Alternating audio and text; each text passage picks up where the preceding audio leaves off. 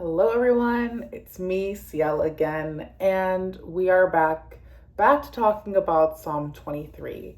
Today we'll be starting in verse 3, which reads, "He restores my soul. He leads me in the paths of righteousness for his name's sake." Now I went through the first two verses of Psalm 23, where we learned that Jesus is our shepherd, that we do not lack. He makes us to lie down in green pastures, and he leads us beside the still waters. So if you want to know more about what each of those phrases within Psalm 23 means, please go check out my previous videos where I go in depth in each of those phrases. But today we're focusing on the fact that Jesus, our shepherd, restores our souls. So I was thinking about how restoration in the soul happens. The soul, for me, I always think about it as my mind and my thoughts, what's going on in that realm, and how am I feeling? Am I feeling always down? Am I feeling always positive? And fortunately, 2 Corinthians 4:16 shares truths for the believer and how our soul is restored. It says, "Therefore, we do not lose heart, or we do not faint. But though our outward man perishes, yet the inward man is renewed day by day." So fortunately, being a believer means that every single day your inward is being renewed. You can rely on the Lord to restore your soul every single day. Now, how exactly do we know we are being restored? What are some indicators that we are restored? Well, Ephesians 6:17 through 18 says, "And the helmet of the salvation receive, and the sword of the Spirit, which is the word of God, through all prayer and supplication, praying at all times in the Spirit." So here we know that since the soul is in this upward part of our bodies, it's in where all of our thoughts are happening. When we have the helmet, it's the helmet of the salvation. What our thoughts look like when our soul is being restored is we're focusing on the salvation qualities of being a believer. That Jesus has saved us, that he saves us, present tense, and that he will save us in the future. And focusing more and more on how Jesus saves us, how he has saved us, and how he will continue to save us, restores our minds, because we know it's not any of our works, it's not any of our justifying acts that have made us restored, but it's Jesus. And so we can rely on his perfect work and none of our imperfect works to get us to a place of peace and restoration.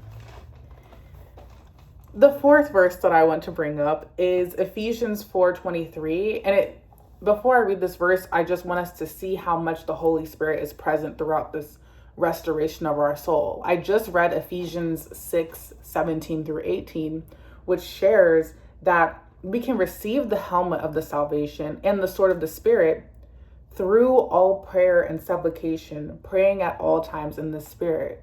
Here we have praying in the Spirit as this key that unlocks these other benefits for us. And one of those is being able to receive the helmet of the salvation. We have the Lord constantly restoring our soul, and we know that the Holy Spirit helps us activate that restoration.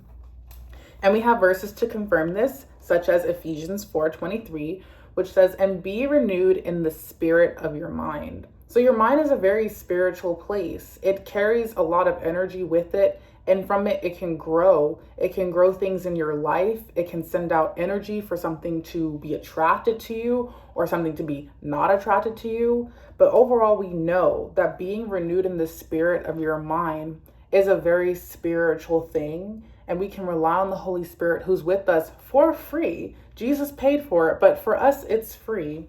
And I thank God that we know that the Holy Spirit helps us restore and be restored. And finally, the final verse I want to call us to attention to is Titus 3:5 through 6, which says, "But when the kindness and the love of God our Savior toward man appeared, not by works of righteousness which we have done, but according to his mercy, he saved us through the washing of regeneration and renewing of the Holy Spirit, whom he poured out on us abundantly through Jesus Christ our Savior." So we have here that we know the Lord restores our soul. We see here that the Holy Spirit renews us and washes us. We know that this happens daily because I read the verse that our inward man is renewed day by day. But not only do we know that this restoration happens daily, we know that the Holy Spirit has been provided to us abundantly. God is not the God of skimpy portions. He has provided us the Holy Spirit abundantly. So know that when you are restored daily, it is a complete restoration. It is not a skimpy restoration. It is not a little, salt, like little pebbles of salt that go in your food if you're trying to be really light on salt. It's not like that. The Lord has abundantly provided us the Holy Spirit, and it's not by our works. Remember, when we have our soul restored, we're not focusing on ourselves to restore our soul. We're focusing on the finished work of Jesus Christ, how he provides us the Holy Spirit, and the Holy Spirit has been abundantly provided to us to restore us.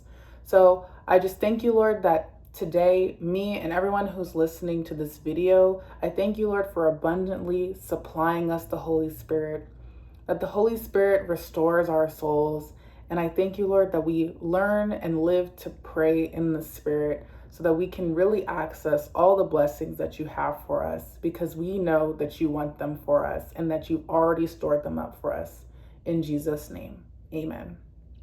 Well, that's my dose of light for today. Stay tuned for future videos. I will be talking about the second phrase of Psalm 23, verse 3, which says, he leads me in the paths of righteousness for his name's sake. So stay tuned. Be sure to like, comment, and subscribe. And I can't wait to share more revelations or doses of light with you all.